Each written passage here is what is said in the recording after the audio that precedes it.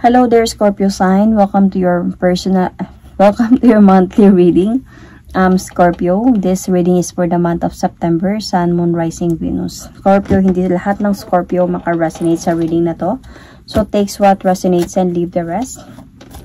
Cross watchers, pwedeng kayo to at hindi sila Scorpio. So, put yourself in a situation kung saan kayo naka-resonate. If hindi kayo naka-resonate, Scorpio, kunin ko na to. If hindi kayo naka-resonate, Scorpio, check your other placements, your sun, your moon, your rising, your Venus sign, dahil pwedeng doon kayo maka-resonate at hindi dito. So, ano yung pwede mangyari this month of September? Love reading for Scorpio, sun, moon, rising, Venus. So, unahin natin kung what is happening right now. Ano yung gustong sabihin sa'yo ng person mo, Scorpio? Sana ay masaya ka ngayon. So, meron sigurong hiwalayan talaga, obviously, kasi sinabi niya dito na sana masaya ka ngayon. So, tignan natin your person's situation.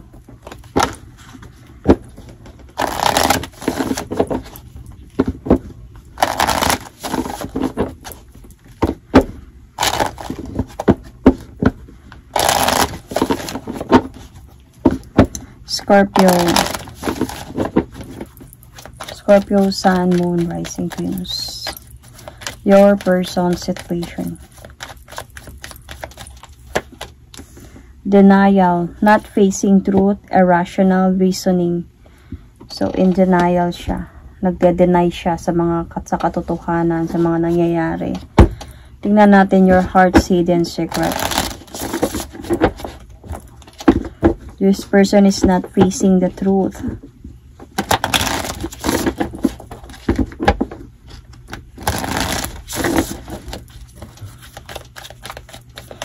Feeling ko, parang tinatry niyang kalimutan ka, Scorpio.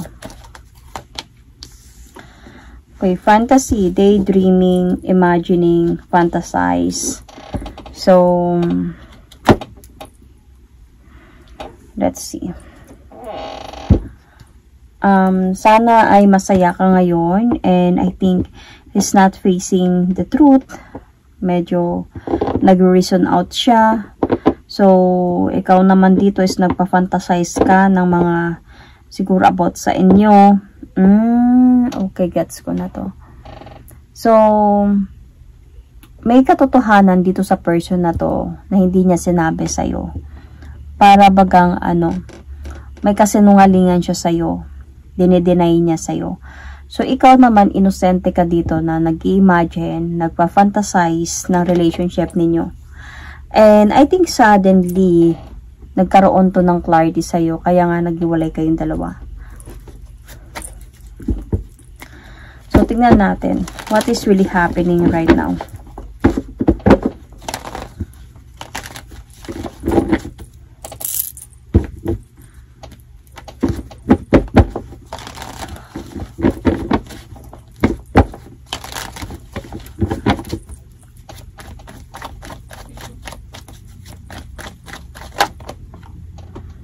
See, commitment, family. So, minahal mo talaga to siya, Scorpio. Ang problema, itong person na to is mayroon siyang family, or may anak siya, or may asawa siya. May responsibility siya sa buhay na hindi niya sinabi sa'yo. Siguro nagsinungaling siya. Siguro sinabi niya naghiwalay na sila, wala na, matagal na, ganyan. Ikaw na in love ka sa kanya. Siguro para ma-in love ka sa kanya. Kaya yun. Siyempre, diskarte yun, ba diba? So, nahulog ka talaga sa kanya. But, itong person pala na to is ginagawa kanyang tanga. So, mga bagay na hindi naman totoo. Kasi dinay-deny niya talaga yung katotohanan dito. Na nag-focus ka sa relationship ninyo na akala mo is willing siya na to move forward towards with you. Might be this is already the destiny. You know, mga ganun yung iniisip mo. So, ngayon naghiwalay kayo because of the truth. Could be nangyari yung lumabas yung katotohanan, nagkaroon ng clarity dito. So, itong person na to, siguro nung time na nagkaroon na ng clarity dito, di na siya nagparamdam, Parang wala din siyang choice. Kailangan niyang di na magparamdam. Nahiya siguro siya sa'yo. So, parang gusto nga niya sana siguro mag-offer sa'yo ng new beginning or mag-level up pa yung relationship ninyo. Kaya lang nalaman naman na. So, let's see more. Sana ay masaya ka ngayon. Bakit niya ba nasabi yun? Kasi nga married siya. At hindi talaga pwede.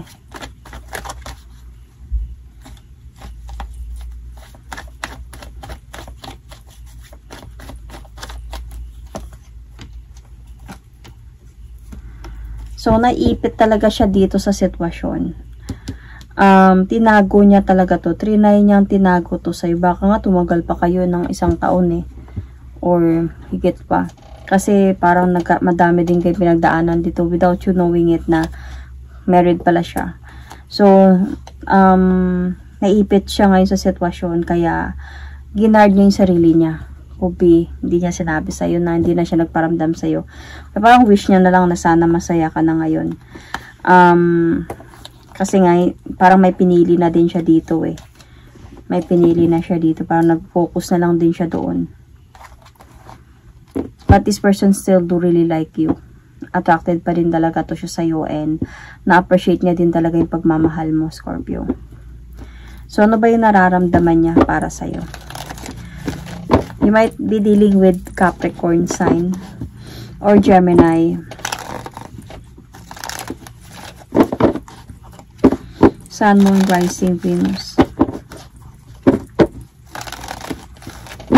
Ano yung nararamdaman niya para sa'yo?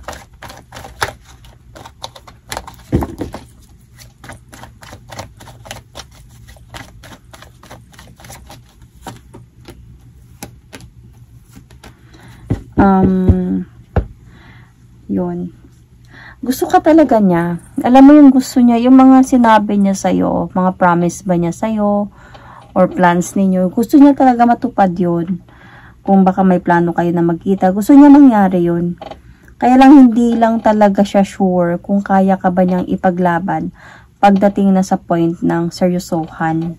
So, pagdating sa mga commitment na, seryosohan na relasyon, or sabihin na natin na publicly maging official kayo. So, hindi siya sure about that, na kaya niyang ipaglaban yung relasyon ninyo. Kasi nga, he is afraid of judgment.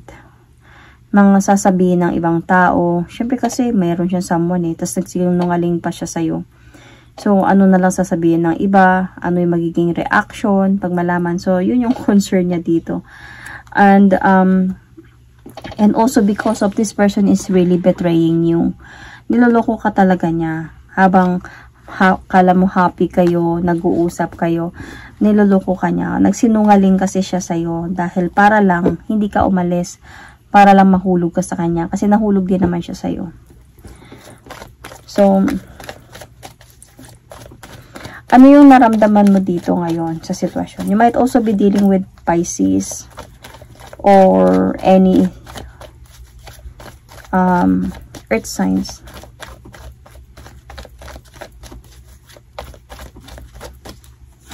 Ano yung nararamdaman mo?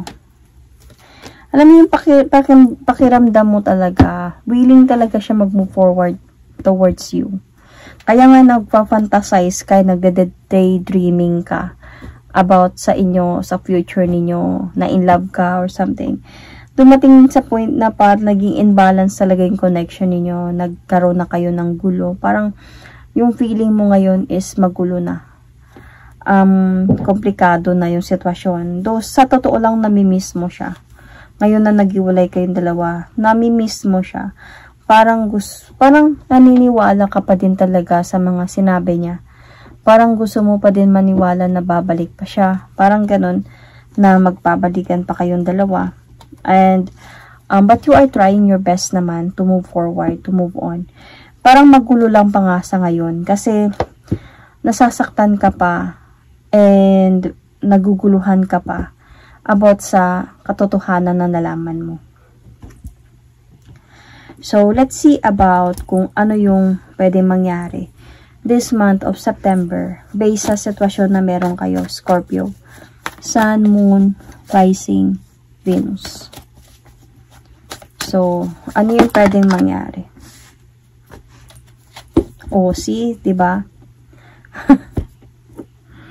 Gagawin ko ang lahat, magkita lang tayo. Meron pa dito. Hinahanap-hanap kita. Kasi nga, itong person na to, siguro nasa point siya na naging may nangyari ba siguro sa inyo, you know, baka may nangyari sa inyo and nahulog siya sa'yo, na-obsess siya in a way. So, kaya gagawin ko ang lahat, magkita lang tayo. Kaya gusto niya siguro na makita ka. Kaya hinahanap-hanap ka siguro niya dahil sa feeling ko hindi ka nagparamdam na sa kanya, hindi ka na nagpakita sa kanya. Kaya nahanap-hanap ka niya. Could be.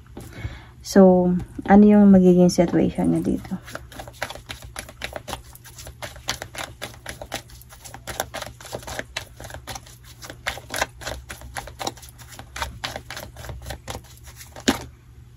Hamster wheel, surviving daily hustle.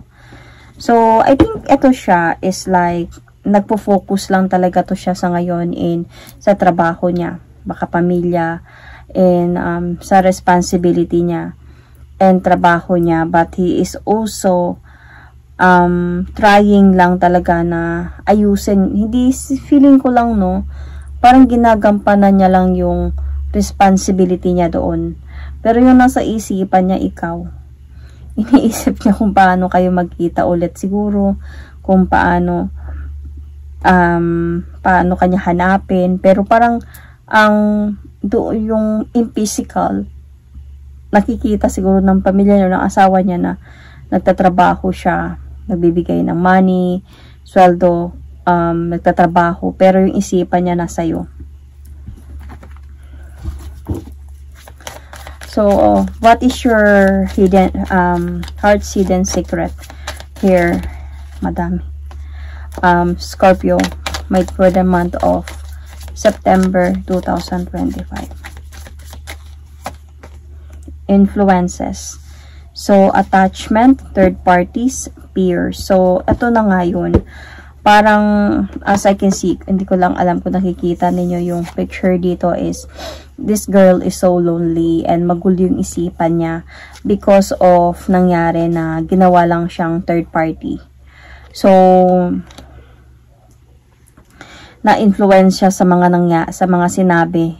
I mean, na-influence ka sa mga sinabi niya, naging third party, hinayaan niya yung sarili niya dahil sa sobrang na-attach siya sa'yo. I mean, sorry.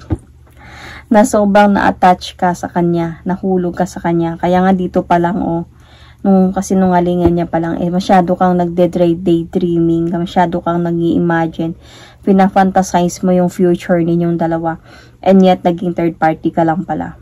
So, masyadong gumulo yung isipan mo dito. Bakit na hinayaan niyang ma-attach siya sa'yo? I mean, bakit hinayaan mong ma-attach ka sa kanya? So, ano yung pwedeng mangyari? Let's see from the tarot card. Overthinker ka dito, Scorpio. This kind of Scorpio who is very much overthinker. Wala din talagang mangyayari dito, Scorpio. With the Two of Cups in reverse, hindi talaga kayo para sa isa't isa ng person na to. Dapat hindi ka na ma-confuse about sa sinabi niya sa'yo, kung totoo ba yung nararamdaman niya sa'yo, or whatever it is. Kasi your person did really cheated on you from the very beginning of your relationship. So, you really need to end this relationship. You really need to end these feelings, this attachment. Okay? And, hindi mo na kailangan na mag-antay pa para magkaayos lang kayong dalawa. Because kailangan mo na dito mag-focus. Okay? And walking away towards the right path. Because this person, itong person na to, has a responsibility in life, has a family, and kailangan mo na din dito na magkaroon na din ng, kumbaga mag-move on na, mag-move forward na. And to accept the situation. Accept, forgive, and move forward. Hindi mo na din kailangan dito na ma-disappoint sa mga nangyayari. Kasi ito yung parang gugulo lang to sa isipan mo. Isipin mo na lang na nangyari to for good para sa pamilya niya, para sa kanya. Kaya kailangan na i-cut off tong connection na to. So, kasi kung mag-aantay ka pa dito na babalik siya, mapapagod ka lang din na babalik ka. Kahit pa sasabihin niya pa dito na hinahanap-hanap kita, gagawin ko ang lahat para makita ka. Nakikita ko wala din mangyayari. Kahit sabihin na natin na, examples, kahit hindi ko man nakita dito, kahit sabihin na natin na babalik pa siya sa'yo, kahit nahanap ka pa niya, sabihin na natin na may nangyari ulit sa inyo. Wala ding future sa inyong dalawa, kundi maghiwalay lang din kayong dalawa ulit. So, bakit hayaan mo pang bumigat ulit yung sitwasyon na na-drop, kumbaga, bakit hayaan mong buhatin ulit yung burden, na-drop mo na to. So, pagpatuloy ka na sa buhay mo at hindi na babalik dito. Kasi may mga Scorpio kasi talaga, pag nagmahal sila ng sobra, nahirapan silang bumitaw. Ganon yung mga Scorpio. Kaya nasasabi din na talaga yung Scorpio, pag magmahal, they could be loyal because sobra silang magmahal. Kaya nga naging seloso sila kasi sobra silang na-attach sa tao. Sobra silang magmahal. Halos ibibigay nilang lahat. Pero, kaya nahirapan silang bumitaw. Na pwedeng bumabalik ulit, nagtitiis, bumabalik, nagpapatawad. Kasi nga ganun sila magmahal. So, pero pag parang ang kailangan dito ng Scorpio is realization. You need to realize your worth dito, Scorpio, sa reading na to. Okay, so you might also be dealing with same Scorpio. This might be you, Scorpio. Pisces is also here. You might have Pisces in your chart because of the imagination. Overthinker ka masyado. And might be, ganun naman talaga yung Scorpio, kahit pa hindi pa mix sa Pisces, overthinker talaga sila. So, that is my reading for you, Scorpio sign. Thank you and God bless.